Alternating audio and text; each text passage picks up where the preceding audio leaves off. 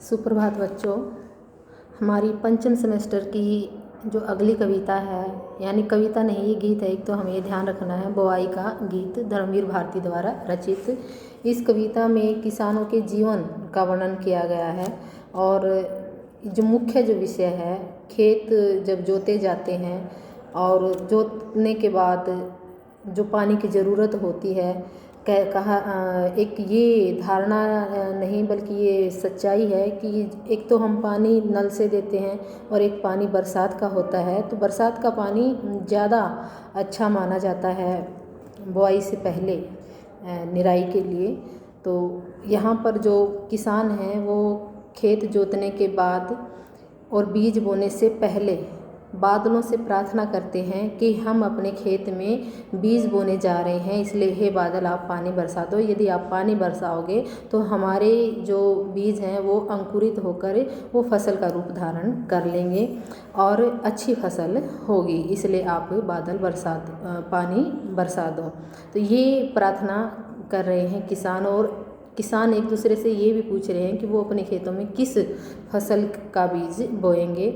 और जो किसानों की पत्नियां हैं वो भी बताती हैं कि वो अपने खेतों में क्या बोने जा रही हैं और इससे वो कौन कौन सी वस्तुएं प्राप्त करेंगी। तो ये हमारा जो बुआई का गीत है, इसकी व्याख्या हम करेंगे। मुख्य तौर पर किसान यानी जो कृषक जीवन है उसका वर्णन किया गया है। देख लेते हैं। गोरी गोरी सौंधी धरती कारे कारे बीज, बदरा पानी दे, क्यारी क्यारी गूंज उठा संगीत, बोने वालों नई फसल में बोओगे क्या चीज़, बदरा पानी दे।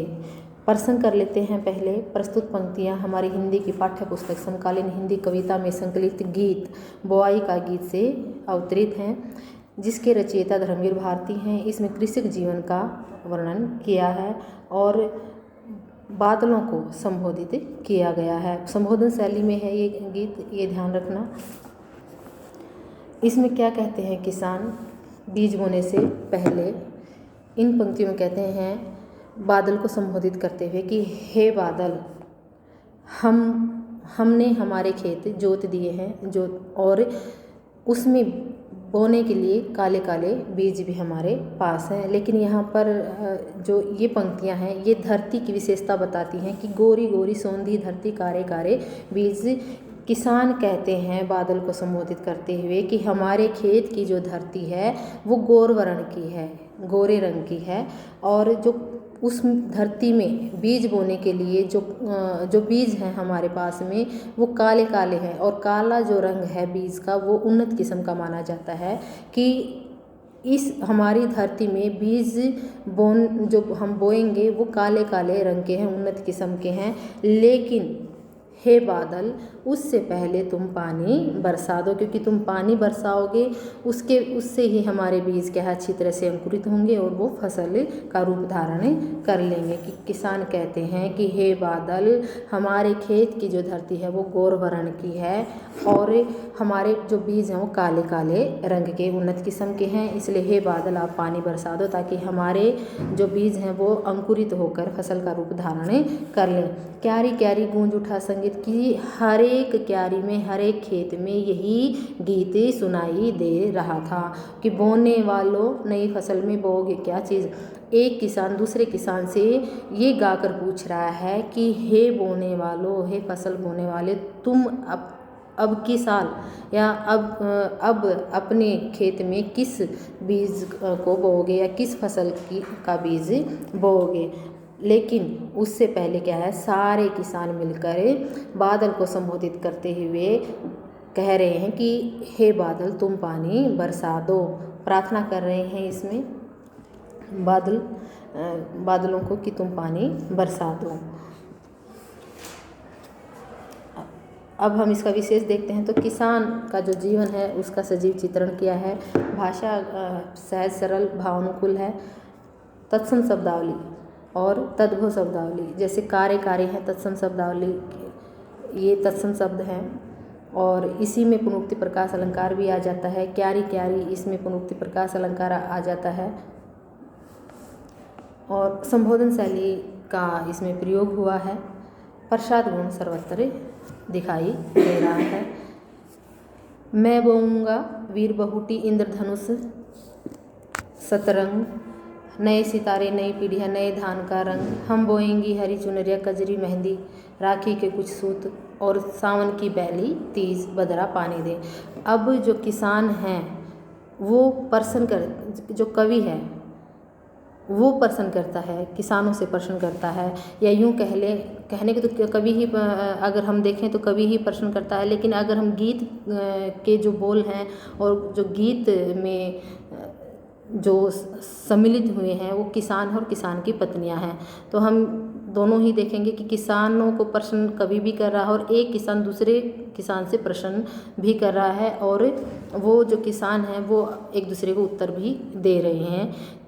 यहाँ पर प्रश्न किया गया था कि आप अपनी जो धरती है या अपना जो खेत है उसमें किस चीज़ का बीज बोएंगे या कौन कौन सी फसल बोएंगे। तो उसी का उत्तर देते हुए किसान कहता है कि मैं अपने खेत में वीर बहुटी यानी तीज बोऊंगा, इंद्रधनुष सतरंग और इंद्रधनुष के साथ रंग बोऊंगा, नए सितारे नई पीढ़ियाँ नए धान का रंग, और मैं अपने खेतों में नई पीढ़ी के लिए नए सितारों रूपी कि अपनी नई पीढ़ी के लिए सितारों जैसे नए रंग वाला धान बोऊंगा। हम बोएंगी हरी चुनरियाँ, और जो किसानों की पत्नियां हैं वो कहती कि हम अपने खेत में हरी हरी चुनरियाँ बोएंगे। अर्थात क्या है, जब फसल क्या है पक कर तैयार हो जाएगी, एक तो इसमें कई बातें निकल कर आती हैं, जब वो फसल पक कर तैयार होंगी और वो जब बेची जाएगी या फिर उससे क्या है आर्थिक सहायता मिलेगी या पैसा आएगा घर में, या फिर वस्तुएं नई नई वस्तुएं, बच्चों के लिए भी वस्त्र आएंगे और जो औरतें हैं वो भी अपने लिए क्या हरी हरी चुनरियाँ खरीदेंगी। एक तो ये बात हो गई, और एक बात है कि जब फसल लहराती है तो वो हरी चुनरी जैसी लगती है, तो उसका भी यहाँ पर एक बिंब चित्रित होता है कि जब वो फसल लहराती है तो ऐसा लगता है जैसे हरी हरी चुनरियाँ खेतों में लहरा रही हो। तो वो कहती हैं कि हम अपने लिए क्या है हरी हरी चुनरियाँ बोएंगे, अर्थात फसल जब पककर तैयार होगी तो हम अपने लिए क्या है हरी चुनरियाँ खरीदेंगी, और सांवले रंग की मेहंदी बोएंगी ताकि जब मेहंदी पके और उसको हम रगड़ कर अपने हाथों पर लगाएंगे, और राखी के कुछ धागे बोएंगी, और उन जो धागे या राखी के यानी जब वो कपास वगैरह होती है और उससे जो धागा बनेगा और वो धागे से क्या है वो राखी बनाएंगी। तो ये बात यहाँ पर कही गई है। और सावन की पहली तीज बोएंगी, और जो सावन की पहली तीज यानी हम देखते हैं जब श्रावण आता है तो श्रावण महीने से ही त्यौहार शुरू हो जाते हैं, और अगर फसल अच्छी होती है किसान की या फिर उम्मीद हो जाती है क्योंकि पानी बरसेगा तो उम्मीद हो जाती है कि फसल अच्छे से तैयार होगी, और उससे खुशी भर आती है और ये उम्मीद हो जाती है कि हर एक त्यौहार उनका खुशी से मनेगा। ये बात यहाँ पर ये पंक्तियाँ हमें बता रही हैं कि स्त्रियाँ कहती हैं कि हम अपने लिए हरी हरी चुनरियाँ बोएंगी और कजरी यानी सांवले रंग की मेहंदी बोएंगी, और राखी के कुछ धागे भी बोएंगे, और उस धागों से यानी हम जो कपास बोएंगे या उस कपास से धागा बनेगा उससे हम क्या है अपने भाई के लिए राखी बनाएंगी, और सावन की पहली तीज हम अपने खेत में बोएंगी। और लेकिन हे बादल उससे पहले तुम पानी बरसा दो, क्योंकि तुम पानी बरसाओगे उसी से क्या है हमारे जो बीज है वो अंकुरित होकर फसल का रूप धारण करेंगे, और तभी हमारे जो त्यौहार हैं वो पूरी सही तरीके से मन सकेंगे, हम मना पाएंगे। और साथ साथ क्या है ये बताया है कि जब बादल बरसते हैं तभी खेतों में क्या है हरियाली आती है, क्योंकि किसान पूर्ण रूप से बादल के ऊपर निर्भर होता है, क्योंकि ज्येष्ठ का महीना जाता है और धरती बिल्कुल तपी होती है। जो सिंचाई है वो इतनी अच्छी तरीके से नहीं हो सकती भूमि के पानी से, क्योंकि उसमें हम देखते हैं इतना तेल वगैरह लगेगा, खर्च बहुत ज़्यादा आ जाएगा। हर एक किसान सिंचाई इतने अच्छे तरीके से नहीं कर सकता जितना अच्छा जो पानी धरती को बादल से मिलता है। तो हम देखते हैं कि जैसे ही बादल बरसात शुरू होती है तो खेतों में हरियाली छा जाती है। ये कविता हमें ये बात बताती है। ये हम एक बार और दिखा देते हैं, कर लेते हैं ये शुरुआत से कर देते हैं कि गोरी गोरी सोंधी धरती, कारे कारे बीज बदरा पानी दे, क्यारी क्यारी गूंज उठा संगीत, बोने वालों नई फसल में बोओगे क्या चीज़, बदरा पानी दे। यहाँ पर किसान अपने खेतों में बीज बोने से पहले बादलों को संबोधित करता हुआ कहता है कि हे बादल, हमने अपनी धरती को जोत दिया और जो धरती जोती है वह गोर रंग की है और उसमें सौंधी सौंधी महक आ रही है, और जो बीज बोने के लिए हमने लिए हैं वो काले काले बीज हैं, उन्नत किस्म के हैं। लेकिन हे बादल, उससे पहले तुम पानी बरसा दो, क्योंकि तुम पानी बरसाओगे तभी हमारे जो बीज हैं वो अंकुरित होकर फसल का रूप धारण कर लेंगे। और क्यारी क्यारी में हर एक खेत में यही गीत गूंज रहा है, सुनाई दे रहा है कि हे बोने वालों, तुम अपने खेत में अब की बार किस चीज़ का बीज बोओगे, कौन सी फसल बोओगे। और हर एक किसान अपने खेत में यही बादल से प्रार्थना कर रहा है कि हे बादल, तुम उससे पहले पानी बरसा दो। फिर एक किसान दूसरे किसान से प्रश्न करता है और उसका उत्तर देता है कि मैं बोऊंगा वीर बहुटी इंद्रधनुष सतरंग की, मैं अपने खेत में वीर बहुटी यानी तीज बोऊंगा और इंद्रधनुष के 7 रंग बोऊंगा। कि एक ये देखें कि जब बादल बरसता है तब आकाश में 7 रंगों वाला इंद्रधनुष नज़र आता है। और वही जो जब बादल बरसता है, बादल बरसने से जो फसल अच्छे से तैयार होती है तो आसमान का रूप भी क्या है, वो जो आसमान में जो सितारे हैं वो भी अलग रंग के दिखाई देते हैं, यानी अलग सा एहसास हमें होता है। ये बात यहाँ पर कही गई कि मैं अपने खेत में तीज बोऊंगा, इंद्रधनुष के 7 रंग बोऊंगा, नए सितारे, नई पीढ़ियाँ, नए धान के रंग, की अपने खेत में नई पीढ़ियों के लिए नए सितारों जैसे नए धान के रंग बोएंगे। और किसानों की जो पत्नियां वो कहती हैं कि हम बोएंगे हरी चुनरियाँ, कजरी, मेहंदी, राखी के कुछ सूत और सावन की पहली तीज, की हम अपने खेत में हरी हरी चुनरियाँ बोएंगे।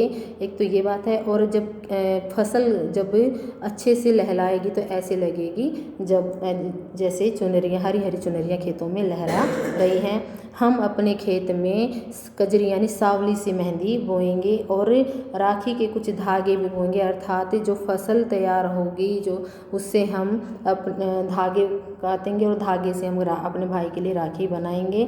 और सावन की पहली तीज, और अपने खेत में हम सावन की पहली तीज भी बोएंगे। लेकिन हे बादल, उससे पहले तुम पानी बरसा दो, तभी हमारी खेत अच्छे से फसल से लहलाएंगे और हमारी सारी की सारी इच्छाएं पूर्ण होंगी और हमारे सारे त्यौहार अच्छे से खुशी खुशी मनाए जाएंगे। विशेष देख लेते हैं किसानों की और उनकी जो पत्नियां हैं या स्त्रियां हैं का कथन है कि जो बादल आ गए हैं, यानी जो उनके मन के भाव क्या है, खुशी से लहला उठे हैं कि बादल आ गए हैं, बादल बरसेंगे और वो जो बीज बोने जा रहे हैं वो भी क्या है, अच्छे से अंकुरित होंगे। भाषा सरल सहज है, भावानुकूल है, तत्सम शब्दावली है, वीर बहुटी है, सतरंग है, इस कजरी है, ये हमारी तत्सम शब्दावली है। अनुप्रास अलंकार है, इसमें अनुप्रास अलंकार है जैसे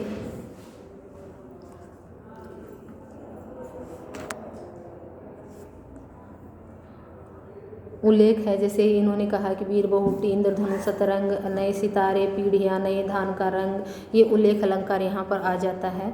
संबोधन शैली का प्रयोग हुआ है। ये थी हमारी कविता ये थी हमारे धर्मवीर भारती द्वारा रचित बुआई का गीत, जिसमें किसानों के जीवन का चित्रण किया गया है। धन्यवाद, कर लेना।